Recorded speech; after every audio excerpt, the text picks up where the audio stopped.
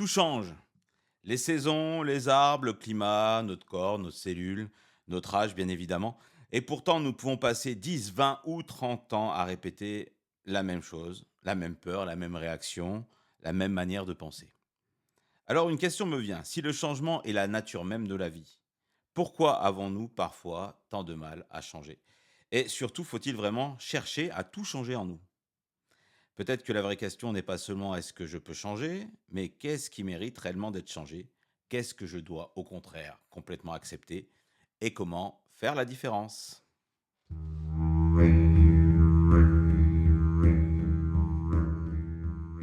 Bienvenue dans les Chroniques du Mage. Je suis Florent Rousset, accompagnant professionnel et personnel depuis plus de 20 ans. Chaque semaine, je vous invite à faire un pas de côté, à prendre de la hauteur et à percevoir autrement ce que vous traversez en explorant d'autres possibles. Je partage avec vous mes perceptions, mes questionnements, mes expériences, des méthodes, des outils, des méditations guidées et des conversations profondes avec des personnes inspirantes. Mon intention, vous aider à retrouver de la clarté, à transformer vos parts d'ombre et à révéler cette lumière intérieure qui peut faire de vous un phare pour les autres. Je vous souhaite une belle écoute de cette chronique du mage.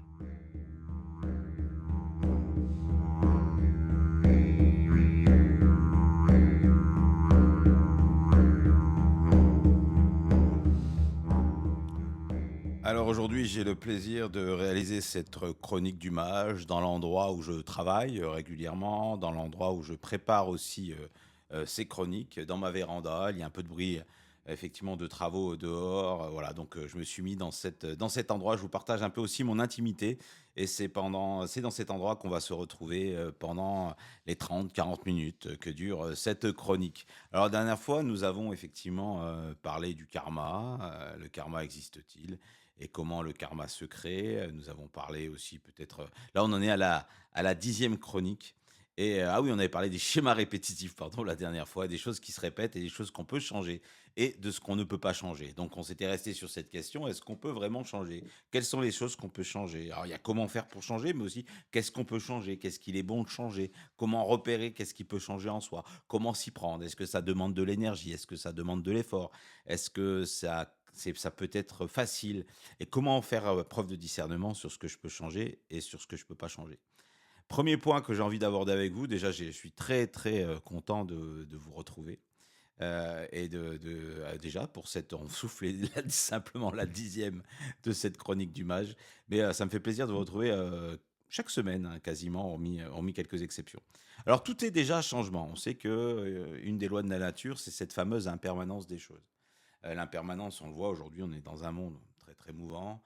On voit que le temps est changeant, que la nature est changeante, qu'on arrive à des périodes de forte chaleur, des baisses de température, les plantes qui sont avec de la sécheresse ou stress hydrique, qu'on a parfois des vagues de canicule de plus en plus fortes, que la nature, euh, elle est régulée, mais elle se dérègle aussi parfois, qu'on peut avoir des tempêtes, des ouragans, des montées des eaux, etc.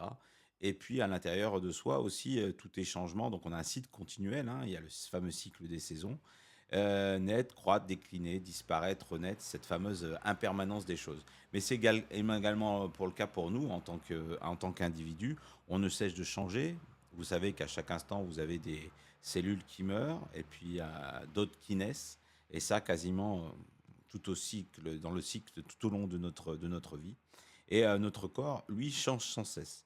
Et notre personnalité, elle évolue aussi, mais parfois, elle peut se rigidifier dans des comportements, dans des habitudes de pensée, dans ces fameuses croyances, et qui deviennent ensuite des actions, des habitudes d'action, et tout ça s'ancre profondément en nous, et on est plus après dans des schémas répétitifs et en mode réaction. Et du coup, c'est ce fameux «je suis comme ça, j'ai toujours été comme ça». Ah, c'est pas à mon âge qu'on va me changer, hein. C'est pas maintenant que j'ai 50 ans ou que j'ai 60 ans qu'on va me modeler autrement. Il est impossible de changer. J'ai toujours fonctionné comme ça, j'ai toujours appris comme ça. Alors ça, c'est des choses qu'on entend couramment dans son entourage. C'est des choses qu'on entend encore plus couramment en entreprise quand on souhaite mener des projets à la conduite du changement. Et on est face à ces résistances humaines où j'ai toujours fait comme ça, j'ai toujours appris comme ça fait des années, pourquoi changer? Ça marche très bien comme ça. Qu'est-ce que tu veux changer, toi, personne qui arrive dans l'entreprise, nouvel arrivant? Nouvel manager, nouveau jeune qui vient avec des idées nouvelles, avec de nouvelles formes d'organisation, avec des nouveaux process ou avec des nouveaux outils informatiques. Qu'est-ce que tu veux m'amener à changer? Ça fonctionne très bien aujourd'hui comme ça. Alors, on va pas parler que de conduite du changement en entreprise, hein, même si ça vous intéresse, c'est une de mes spécialités et vous pouvez bien entendu, je répondrai volontiers à vos questions et faire appel à mes services si vous le souhaitez dans ce domaine-là. Mais là, on va parler plus au niveau de l'individu.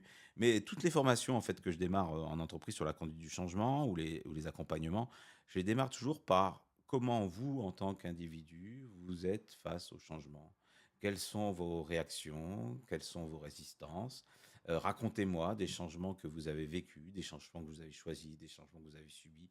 Expliquez-moi comment vous avez fait pour les vivre et par les différentes étapes par lesquelles vous êtes passé. Aujourd'hui dans votre vie, où en êtes-vous de ce type de changement-là? Je commence toujours par ce miroir personnel, par cette introspection, car si on va amener des gens avec soi dans ces projets, dans des projets de conduite du changement, il faut apprendre effectivement à voir et analyser comment nous, on vit nous-mêmes les propres changements. Et en tant que manager, dirigeant, comment on les vit? Est-ce qu'on a aussi encore des blocages? Est-ce que ces blocages nous empêchent de mener le changement que l'on souhaite adresser avec son équipe? Souvent, c'est nous-mêmes le propre blocage. Et à titre individuel, dans un couple, dans une dimension projet entrepreneurial ou projet associatif, ou quand on veut changer quelque chose dans sa vie, c'est des questions que vous pourrez être à même de vous poser. Donc nous changeons déjà. La question est dans quelle direction et avec quelle part de conscience. Souvent, j'interroge dans ces chroniques du mage la conscience avec laquelle, ou l'acuité avec laquelle on perçoit les choses et on peut percevoir les choses. On peut faire les choses inconsciemment, sans se poser de questions, sans percevoir comment, qu'est-ce qui se vit ou se joue à l'intérieur de nous, sans avoir la perspective de qu'est-ce que la vie nous demande de changer, de quelle ligne elle nous demande de bouger, et on peut faire les choses aussi avec conscience. Et c'est dans cette démarche-là que je vous invite à aller, d'élargir votre spectre, d'élargir votre conscience pour pouvoir vivre et voir les choses différemment. Alors, l'idée, c'est de changer, mais consciemment. Et ça ne se fait pas sans coût. Ça se fait pas. Il faut à un moment donné payer l'addition. Changer demande de l'énergie. Alors, c'est sur cet aspect-là que je veux effectivement développer un petit peu avec vous. Vous voyez, si on prend l'image, on a tous fait, voilà, en physique, en sciences naturelles, mais là, c'est plutôt en physique. Quand on parle de changement de matière, vous avez la matière qui est en forme d'état liquide et qui va ensuite devenir en forme d'état gazeux. Et pour passer de l'état liquide à l'état gazeux, vous avez besoin de plus d'énergie pour changer d'un état à un autre. Et inversement, passer de l'état gazeux à l'état liquide, vous allez devoir remettre de l'énergie pour changer d'état. Et ben pour le changement, à titre individuel, c'est pareil. C'est-à-dire que pourquoi on n'aime pas le changement notamment? Parce que ça nous demande de l'énergie, ça nous demande de l'engagement, ça nous demande de nous questionner, de nous remettre en question, d'apprendre de nouvelles choses. Changer nous demande de l'énergie. Et vouloir faire du changement sans effort, ce n'est simplement pas possible. C'est irréaliste, c'est un vœu pieux. Donc à titre personnel, c'est bon de ne pas se mentir. Changer va vous demander de l'effort. Et quand vous voulez embarquer des gens avec vous dans un changement, il faut être clair. Changer va, nous, l'équipe, nous demander de l'effort, nous demander de nous remettre en question, de voir les choses différemment, va nous demander d'apprendre de nouvelles process, de nouvelles organisations, peut-être de nouveaux logiciels, et va nous demander de travailler autrement. Et ça va nous demander de l'effort. Voilà. Ça, c'est une nécessité. Alors, notre énergie, elle est quelque part illimitée, mais dans notre temporalité, elle est aussi limitée. Et on ne peut pas changer à tous les niveaux. Sinon, on risque d'être comme un panier percé et de disperser toute notre énergie. Et comme le dit Sun Tzu, ce fameux général chinois qui a existé ou pas existé il y a plusieurs siècles avant nous, de se dire, tiens, est-ce que tous les combats ne méritent pas d'être menés? Il faut choisir ses propres combats. Donc, où est-ce que je choisis de mettre mon énergie? Quel changement est prioritaire? Quel est celui qui est stratégique dans ma vie, pour ma famille, pour mon projet, pour mon entreprise, que je dois à tout prix mener, sans quoi bah, ça va peut-être créer des difficultés, peut-être que ça va faire péricliter, pourquoi pas mon projet, créer des difficultés durables dans les relations, dans mon couple, avec mes collègues, et que ça va me mettre en difficulté ou mettre mon équipe en difficulté. Oui, si j'essaie d'avoir un peu ces différents échos, tant au niveau personnel qu'au niveau professionnel, parce que la mécanique est exactement la même. Donc votre énergie est limitée, inutile de vouloir changer simultanément votre corps, votre travail, vos relations de couple, changer de lieu de vie, changer de partenaire, changer d'activité, vous mettre des défis, vous remettre au sport, changer votre alimentation, changer votre environnement de vie, changer votre profession. Parfois, ces changements sont nécessaires, mais quand on les veut les mener tous à la fois, tous de front, on se met bien souvent dans un échec parce que ça va nous demander tellement, tellement d'énergie de changer. Alors, ce que je vous propose, c'est plutôt de faire preuve de discernement, de faire preuve d'acuité et d'introspection aussi, et d'écouter en vous qu'est-ce qui aujourd'hui, dans ma vie, demande à être changé. Qu'est-ce qui aujourd'hui, dans ma vie, mérite d'être changé. Est-ce que c'est mon environnement? Est-ce que c'est mon lieu de vie? Est-ce que c'est mon entourage de couple, ma relation de couple? Est-ce que c'est mon entourage amical? Est-ce que c'est mon activité professionnelle? Est-ce que c'est un entrepreneur ou autre, le marché dans lequel je suis? Est-ce que c'est quelque chose à l'intérieur de moi qui demande d'évoluer, d'être changé? Est-ce que c'est d'autres activités que j'ai envie de faire, que j'ai envie de développer, ou même aussi d'activités que j'ai envie de faire en dehors de mon travail, dans lequel j'ai envie de m'investir? Est-ce que c'est un projet qui me tient à cœur et qui me pousse depuis plusieurs années et que j'ose pas faire et que j'ai envie de créer? Qu'est-ce qui en moi demande de bouger, demande d'éclore, demande d'émerger? Et ça nécessite de l'introspection, ça nécessite de la prise de recul, ça nécessite aussi de questionner quelque part aussi son intuition pour ressentir à l'intérieur de soi qu'est-ce qui mérite d'être changé. Alors, une autre façon de dire les choses, une question que je vais vous adresser droit dans les yeux, c'est qu'est-ce qui aujourd'hui me pèse? Qu'est-ce qui me limite? Qu'est-ce qui me crée de la souffrance inutile ou m'éloigne de ce que je veux vivre profondément à l'intérieur de moi? Ça, c'est une sacrée question.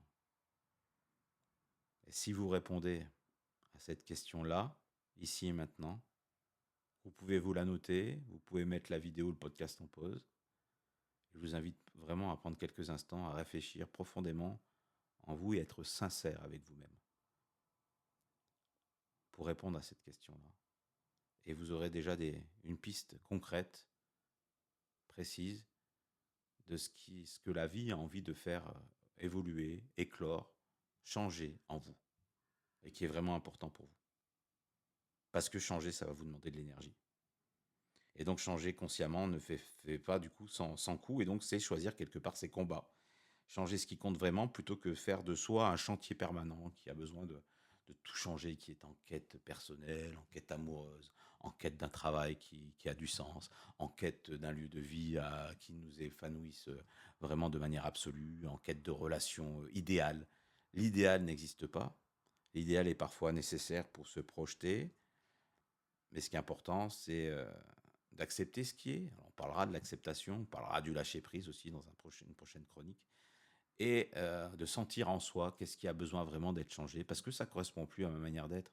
Vraiment, si mon travail me pèse trop, je sens que ça me coûte, je sens que ça me coûte de l'énergie de le faire, je sens que les relations au travail se détériorent et que c'est difficile pour moi et que je suis appelé à faire autre chose. Dans ce cas-là, il faut que je me focalise sur la dimension de mon projet professionnel, de mon développement personnel. Si c'est ma relation de couple, un couple qui bat de l'aile avec des difficultés de communication, et que mon couple me rend plus heureux, que je suis plus à même de rendre heureux mon ou ma partenaire, je peux me questionner sur le devenir de ma relation de couple, et s'il faut pas, et si je suis seul, célibataire, si c'est un endroit qui est en friche chez moi, comment je peux créer un terrain favorable à l'ouverture, à la relation et à la rencontre de l'autre.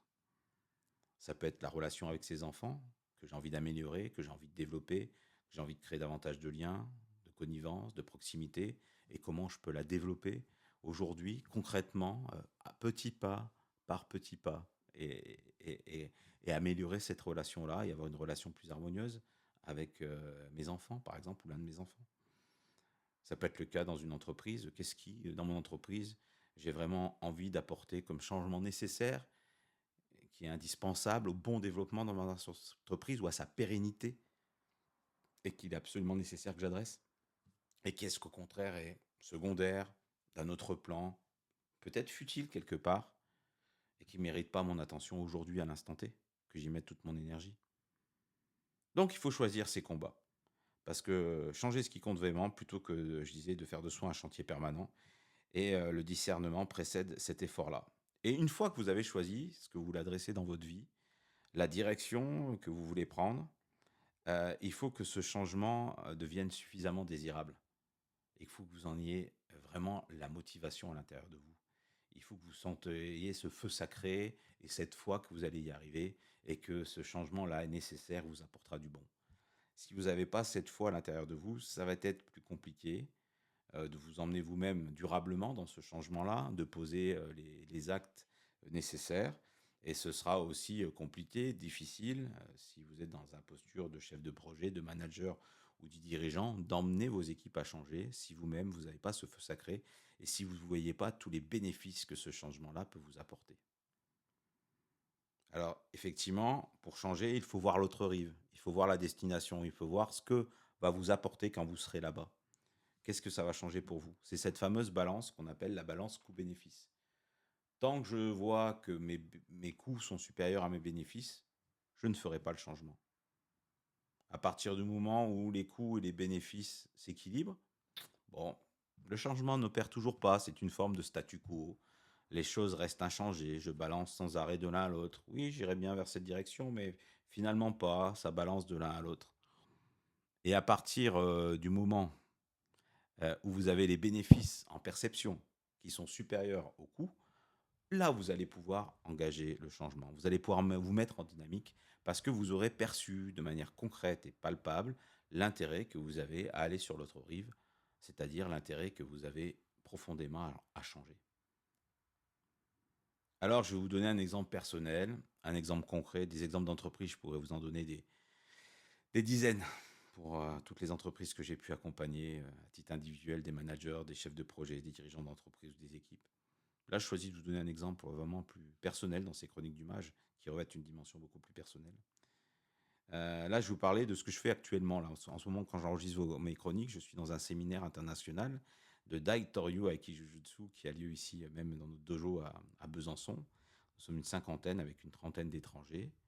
Et donc, on pratique intensément avec 2 séances par jour le Dai Toryu. Et tout simplement, je vais vous expliquer, moi, quand je me suis remis, quand j'ai pratiqué le Dai Toryu. Au départ, je pensais que c'était pas c'est un art plus qu'un sport. On va dire, allez, pour simplifier, on va dire un sport ou un art qui n'était pas fait pour moi. Parce que j'avais énormément de mal avec ma souplesse. Il faut travailler, se mettre souvent en kiza ou en seiza, c'est-à-dire avec les pieds sur le sol ou les doigts de pied relevés. On se déplace à genoux, on fait des mouvements qui doivent être assez fluides. On doit travailler sur l'équilibre de son corps. Et tout ça était énormément compliqué pour moi. Tout ça, j'avais mal rien que le temps de faire le salut. J'avais du mal à tenir la posture et j'avais du mal à me relever quand j'étais genou ou à me relever en fin de séance.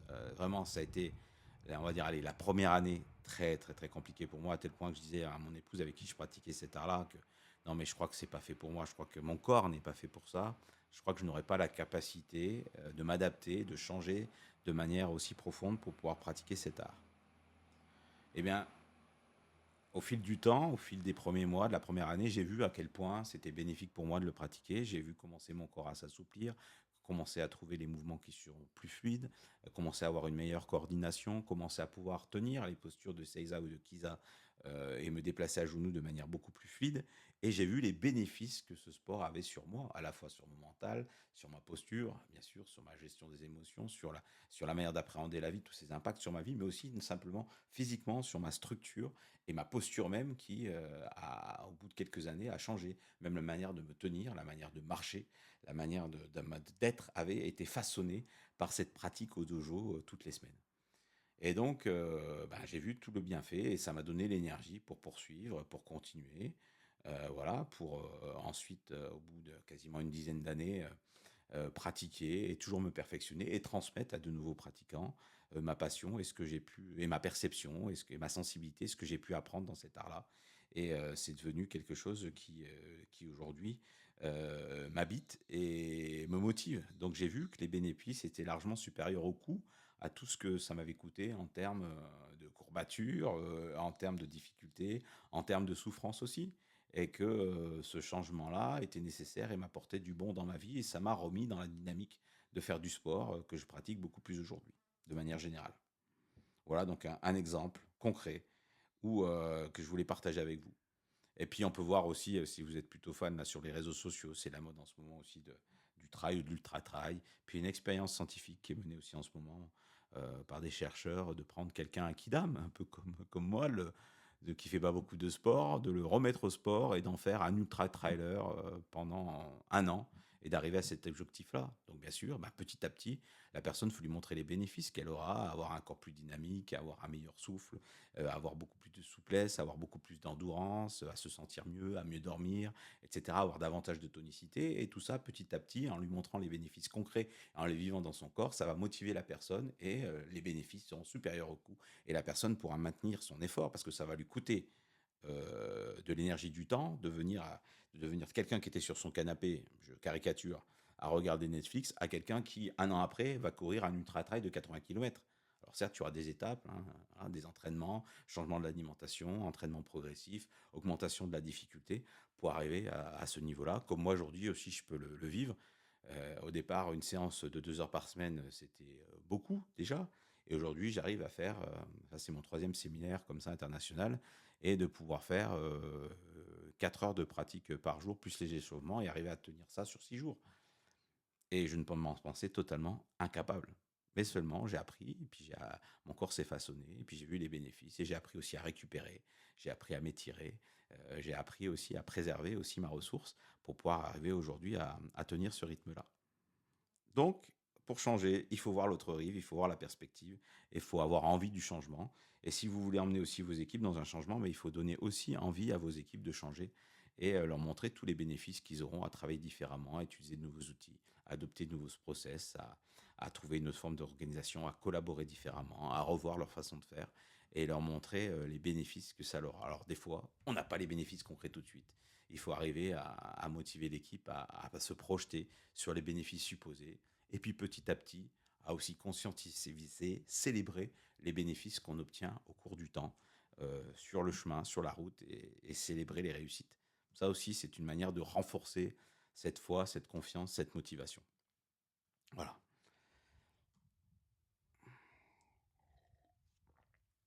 Alors l'exemple que je vous montrais sur les arts martiaux, c'est pour vous montrer qu'on peut réellement se transformer, qu'on peut réellement changer.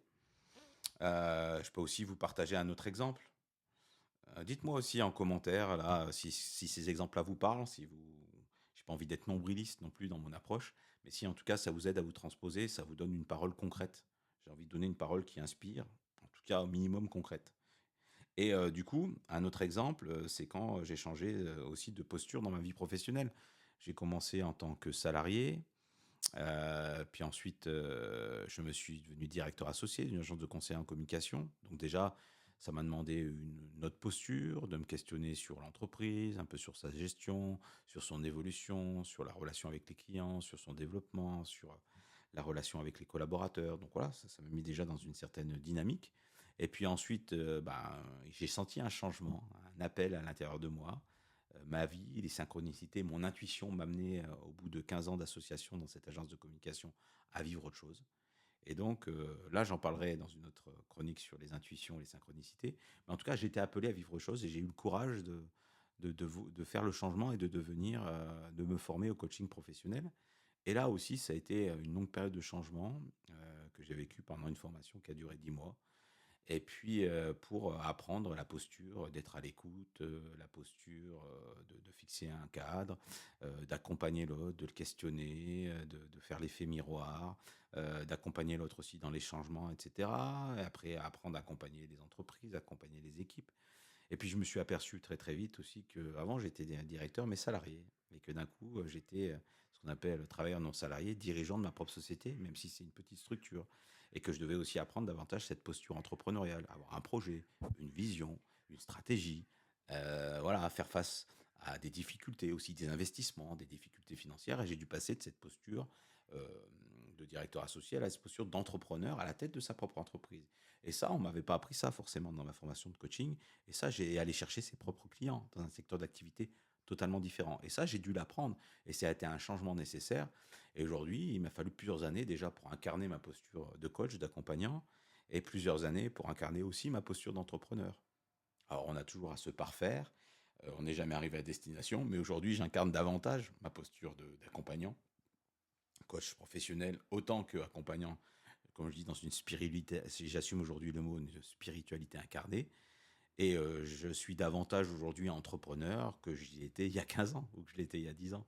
C'est davantage incarné en moi. Et donc, pour cela, incarner cette posture-là et faire ces changements nécessaires, il a fallu revoir mon identité, il a fallu revoir ma vision, il a fallu revoir mes habitudes, il a fallu revoir ma manière de penser, il a fallu changer des choses en moi, dans ma manière de penser, de ressentir les projets, de ressentir la relation avec mes clients, avec les personnes que j'accompagne.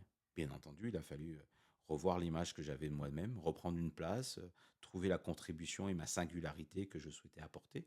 Comment en faisant ces chroniques du mage, c'est une manière aussi d'apporter pour moi une singularité, d'exprimer pleinement qui je suis. Et c'est un changement aussi que de créer ses propres chroniques, de créer le site florenthousset.com qui parle davantage de mon orientation sur la spiritualité et de ce que je veux apporter comme contribution. Et c'est encore une évolution de mon identité professionnelle. Et ça a été un changement, et c'est un changement qui est en cours et qui demande aussi beaucoup d'énergie. Mais c'est un changement que je trouve nécessaire. J'ai écouté l'appel qu'il y avait en moi et j'y ai répondu. Et donc c'est un changement que je trouve bon et je vois les bénéfices que ça apporte. Même si à l'heure où je vous parle, les chroniques du mage ne font quelques dizaines d'écoutes chacune et vous me donnez quelques commentaires et ça m'encourage à les faire. Mais je sais que ça va se développer. J'ai confiance en ce projet, en ce que je transmets, en cet appel-là. Et donc ça met en joie de le faire et j'ai vraiment eu cet appel-là et je sais que ce changement était un changement qui était totalement nécessaire. Voilà. Donc pour changer, et on peut réellement se transformer et donc j'en suis l'exemple personnel dans travers mon évolution qui a lieu à différents endroits tout au long de ces années. Et nous sommes souvent beaucoup plus plastiques que l'image que nous avons de nous-mêmes. Et possible ne veut pas forcément dire que c'est nécessaire et que tous les changements sont bons à mener. Hein. Je fais aussi l'image, sans tirer un autre tiroir, mais de la plasticité de notre cerveau et on sait qu'on a la capacité à modeler notre cerveau et à le changer. Et tout ce qui est autour de la programmation neurolinguistique nous montre qu'on peut créer à sa réalité en changeant la perception que nous avons du monde et qu'on peut changer les circuits que nous avons à l'intérieur de nous et notamment les circuits cérébraux et qu'on peut éclairer de nouvelles zones. Et à chaque fois qu'on apprend à faire quelque chose de nouveau, on crée de nouveaux circuits à l'intérieur de nous et on rend notre cerveau, il est comme un peu de la pâte à modeler, il est plastique et il peut se transformer. Et d'ailleurs, effectivement, une des manières de changer, bah, c'est de temps en temps, je le disais dans le podcast précédent, faire des nouvelles choses qui nous amènent à créer de nouvelles dynamiques et à montrer qu'on peut faire les changements nécessaires. Il faut toujours faire ces changements, effectivement, avec pas à pas et y mettre l'énergie au fur et à mesure et pas vouloir mettre toute l'énergie d'un coup et s'attendre à un résultat miraculeux au bout juste d'avoir essayé. Il faut aller aussi dans ce qu'on appelle la persévérance. Mais il faut aussi faire preuve de discernement. Parfois, il faut savoir abandonner, lâcher prise parce que le projet que l'on poursuit n'est pas bon, n'est pas viable, n'est pas bon pour nous, n'est pas écologique pour soi ou pour les autres. Et puis savoir aussi distinguer quand c'est le moment de persévérer, d'y mettre encore davantage d'énergie et de répéter le geste encore et encore. Et c'était ce fameux acteur là dans les arts martiaux de Kung Fu, je crois que c'était Bruce Lee, et on le dit souvent dans notre dojo, Bruce Lee qui dit bon, j'ai pas peur de quelqu'un qui connaît 1000 techniques, par contre, j'ai plus peur de quelqu'un qui répète 1000 fois le même geste. Et ça me fait rappeler pour changer, il faut aussi répéter les gestes, répéter encore et encore. Moi, j'ai ce rituel-là des chroniques et d'en faire une par semaine, et en sachant qu'au bout d'un moment, bah, peut-être que ça va devenir un rendez-vous, que ça va devenir un rituel, que ces chroniques vont trouver leur audience et que ce message va porter. Et puis de la même manière, quand on est là dans le stage de séminaire et de Daitoryu que je suis en train de faire, on répète parfois pendant une demi-heure, trois quarts d'heure la même pratique, la même technique. Et on a nos maîtres qui viennent nous corriger, nous proposer une autre piste, nous faire évoluer sur une posture, sur une sensation, sur une perception, sur une posture du corps, etc. Modifier légèrement quelque chose. pour améliorer à chaque fois ou explorer de nouvelles voies. Et on répète encore, encore et encore. Et le changement nécessaire vient aussi avec cette persévérance, avec cette répétition. Donc je l'apprends aussi sur le tatami et je l'apprends aussi quand j'accompagne des gens en entreprise ou des gens à titre individuel. Quand il y a un changement qu'on veut vraiment aborder, il faut savoir persévérer encore et encore, remettre le travail à l'ouvrage, le remettre sur le tapis et le remettre sur l'ouvrage et continuer, continuer, continuer, persévérer jusqu'à ce que cela fonctionne. Et donc parfois il y a des changements qui demandent vraiment de la persévérance. Alors, je terminerai aussi sur une dernière partie là, de ce podcast. Restez encore un petit peu avec moi pour vous parler de cette fameuse sagesse de ne pas tout chercher, de ne pas chercher à tout changer. On a parfois aussi certaines dispositions, certains talents naturels qu'il faut savoir identifier et cultiver. Et je pense qu'il faut mieux cultiver ses points forts que de vouloir à tout prix combattre et lutter contre ses points faibles. Ça, c'est avec le temps, avec l'expérience. C'est une chose auquel je crois profondément. Et j'ai vu aussi certains coachs, notamment qui étaient des coachs, j'en ai rencontré certains qui ont coaché des grands tennisman ou dans d'autres sports, qui disent vraiment, bah, si tu es bon sur le coup droit, travaille, travaille, travaille ton coup droit pour qu'il devienne le meilleur possible et que tu gagnes des points là-dessus. Par contre, si tu es moins bon sur le revers, eh ben, fais moins possible, souvent possible de revers, mais inutile de mettre tout ton effort là-dessus. Donc je pense que c'est important de connaître ses talents naturels, ses aspirations naturelles. Moi, j'ai plusieurs cas de référentiels, dont celui des natures et des intelligences multiples. Je ne développerai pas là parce que ça fera l'objet d'un autre podcast. Si vous souhaitez en savoir davantage, vous pouvez me questionner sur le sujet. Mais par exemple, je sais que je suis de nature empathique, que j'ai une nature aussi très logique, que j'aime bien que les autres aillent mieux. J'aime bien transmettre des choses sur la connaissance de soi, intrapersonnelle, mais le faire en groupe, avec une intelligence interpersonnelle. Et tout ça, c'est des points forts que j'ai identifiés chez moi, qui font partie de ma structure, de ma personnalité, et que je vais cultiver dans mes approches, dans mes propositions d'accompagnement, dans la manière dont je travaille en entreprise ou avec les individuels. Et du coup, ça, c'est quelque chose que je développe et je vais axer sur ces points forts-là parce que je sais que là-dessus, je peux faire la différence et que là-dessus, j'ai un terrain favorable. Par contre, il y a des choses auxquelles je suis peut-être un peu moins bon. Dans l'organisation, j'ai une nature organisatrice, mais pas des plus poussées. Dans la partie manuelle fine, faire des choses avec mes mains, j'ai une certaine dextérité. Mais le travail de précision ou le travail, mais j'ai dû faire des efforts pour pouvoir bricoler, rénover la maison dans laquelle je suis. Là, vous voyez une partie de la maison.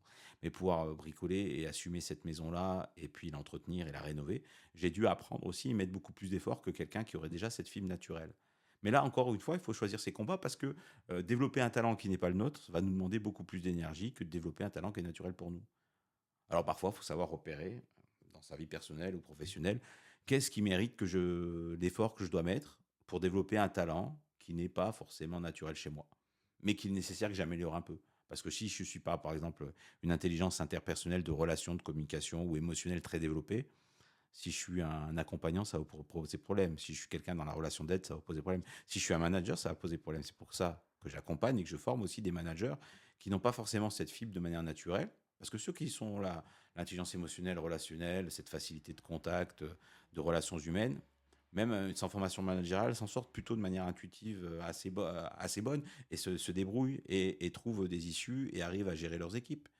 Par contre, c'est pour quelqu'un qui n'aurait pas, qui serait très organisé, profil des fois très ingénieur, une fibre hyper logique, etc., où tout est blanc ou noir et on organise des process, etc., mais où il y a moins cette fibre de comment les gens vivent les choses, comment ils les ressentent, comment les difficultés de communication, de la relation entre certaines personnes, qui ont un peu plus de mal à sentir comment se positionne un individu à l'intérieur d'une équipe, comment est la résistance au changement, ou les difficultés relationnelles et qui ont du mal à accueillir la parole d'autrui ou à trouver des solutions à la gestion de conflits.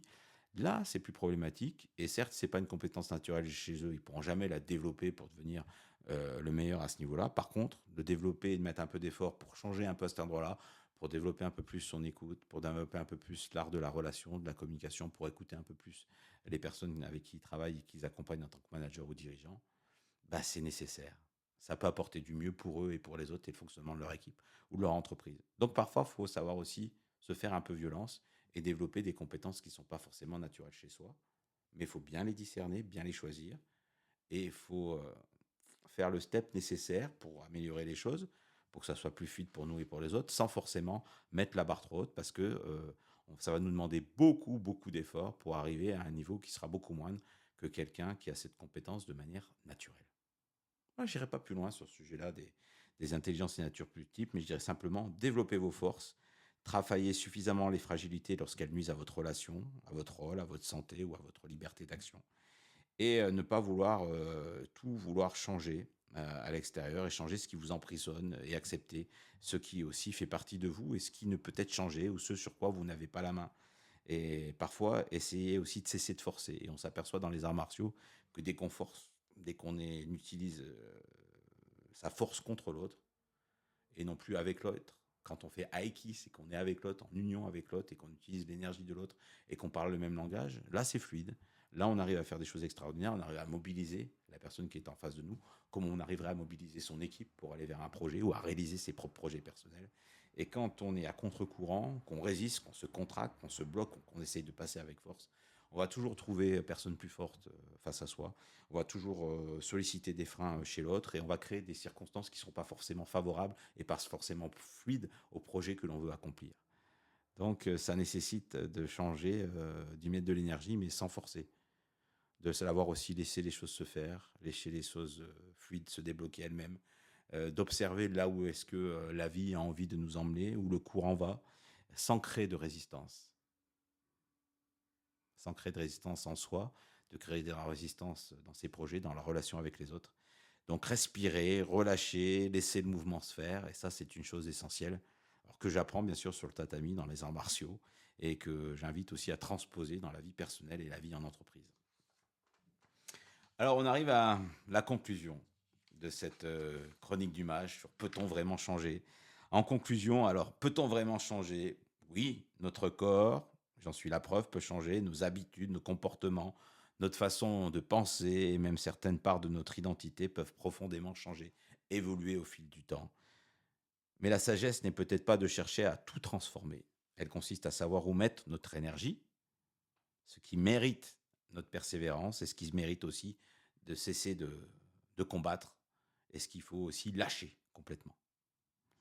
J'aime beaucoup cette formule souvent attribuée à Marc Aurèle. Alors, est-ce que c'est lui ou pas? Mais peu importe, la formule, en tout cas, est là et je vous la transmets. Que la force me soit donnée de supporter ce qui ne peut être changé et le courage de changer ce qui peut l'être. Mais aussi la sagesse de distinguer l'un de l'autre. Peut-être que changer au fond, c'est cela, agir pleinement là où nous avons prise et apprendre à relâcher là où nous en avons plus. Et comment savoir quand persévérer, quand lâcher? Parce que lâcher prise ne veut pas forcément dire renoncer ou abandonner, et surtout pas devenir passif. C'est peut-être au contraire cesser de dépenser notre énergie contre ce qui ne dépend plus de nous.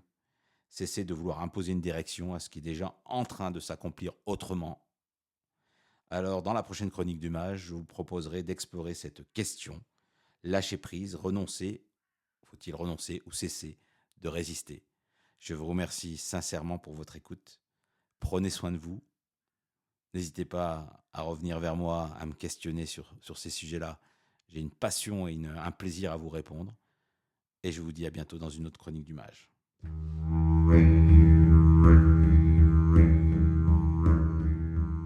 Je vous remercie d'avoir écouté cette chronique du mage jusqu'au bout. Si cette chronique vous a parlé, je vous invite à lui mettre 5 étoiles si c'est possible, à vous abonner et à la partager autour de vous. Pour retrouver mes accompagnements et vous abonner à la missive du mage, ma newsletter, rendez-vous sur florentrousset.com. Vous pouvez aussi me rejoindre sur Instagram et LinkedIn avec mon nom, Florent Rousset.